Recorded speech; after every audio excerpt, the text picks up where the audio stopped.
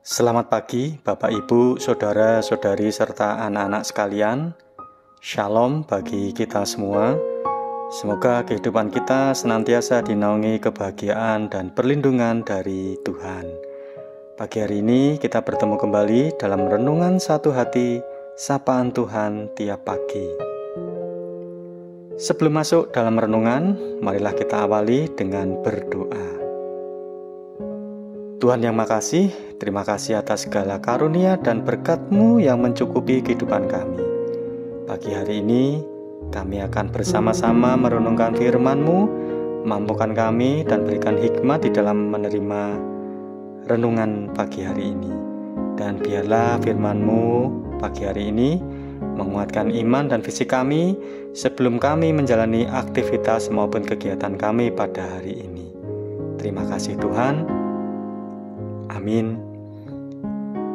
Bacaan yang melandasi renungan pada pagi hari ini diambil dari kitab Injil Lukas pasal yang ke-6 ayat 35 sampai 36 dan akan dibacakan oleh Vino, salah satu murid praremaja GKJ Condong Catur. Monggo Mas Vino. Bacaan firman Tuhan pagi ini terambil dari Lukas 6 ayat 35 sampai 36. Tetapi kamu kasihilah musuhmu dan berbuatlah baik kepada mereka dan pinjamkan dengan tidak mengharapkan balasan. Maka upahmu akan besar dan kamu akan menjadi anak-anak Allah yang maha tinggi, sebab Ia baik terhadap orang-orang yang tidak tahu berterima kasih dan terhadap orang-orang jahat. Hendaklah kamu murah hati, sama seperti Bapamu adalah murah hati. Demikian firman Tuhan. Terima kasih Mas Vino. Tema pada renungan pagi hari ini adalah Tuhan itu baik. Bagaimana perasaan Anda membaca firman Tuhan ini?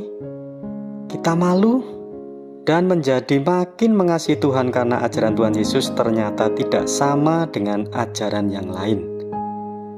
Tuhan Yesus mengajarkan untuk tetap berbuat baik jikalau kebaikan yang kita lakukan tidak berbalas dengan kebaikan.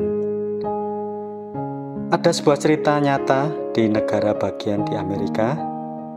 Pada waktu itu, pada malam hari, ada sebuah kapal Lady Elgin yang bertabrakan dengan perahu pengangkut kayu sehingga karam dan tenggelam.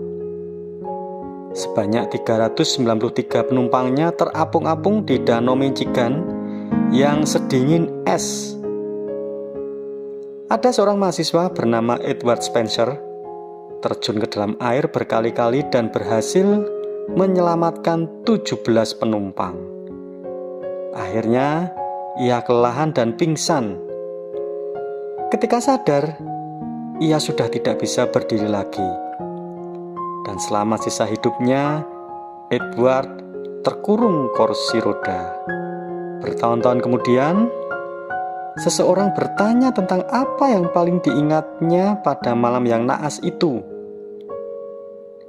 Menurut laporan wartawan surat kabar dari Chicago, Edward menjawab, "Yang jelas, tidak seorang pun dari 17 orang itu yang datang untuk mengucapkan terima kasih padaku sampai sekarang." Nah Bapak Ibu, ketika kita melakukan kebaikan, tidak ada jaminan orang akan mengucapkan terima kasih, memberikan penghargaan atau pengakuan. Mungkin malah sebaliknya, kebaikan atau pertolongan kita itu dianggap angin lalu dan kita dilupakan begitu saja. Namun sebagai orang percaya, kita dipanggil untuk mengulurkan tangan kepada siapa saja yang memerlukan bantuan. Ada dua golongan yang disebut Tuhan, yaitu orang yang tidak tahu berterima kasih dan orang yang jahat. Apa yang harus kita lakukan jika kita berhadapan dengan dua golongan manusia itu? Yang pertama, jangan menyimpan kepahitan. Air susu dibalas dengan tuba sudah biasa terjadi pada manusia. Tetapi ajaran Yesus melarang kita menyimpan air tuba itu di dalam hidup kita menjadi kepahitan seumur hidup. Biarkan orang tersebut yang berperkara dengan Tuhan, karena Tuhan yang akan menyelesaikannya. Tugas kita untuk mengasihi dan berbuat baik yang sudah kita lakukan. Lalu yang kedua, relakan demi kedamaian hati. Apa jadinya jikalau kita terus memikirkan orang dengan tipe tidak tahu berterima kasih?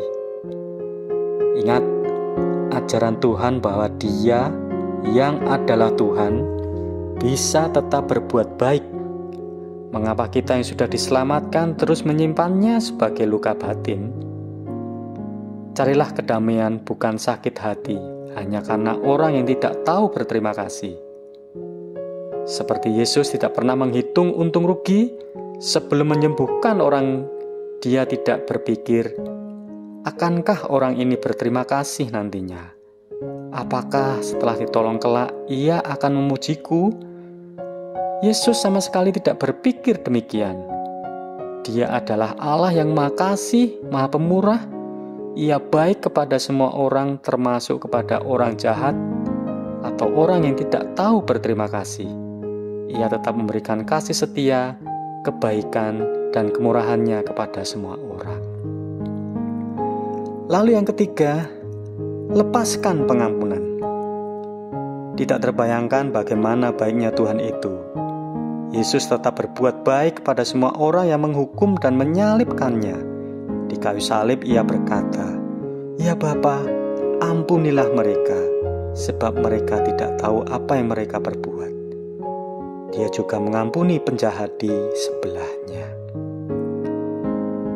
Nah Bapak Ibu, Tuhan itu baik.